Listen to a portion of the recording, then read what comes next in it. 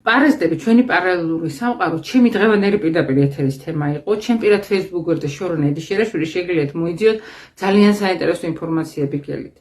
ძალიან გამიგრძელდა ეს ეთერი, მიუხედავად ამისა ძალიან ზედაპირული იყო. იმიტომ რომ ნახეთ, მე ვისაუბრე, რამდენი კლასის არიან, რა სიმპტომებით მივხვდეთ, რომ პარაზიტები მოგვიმრავლდა.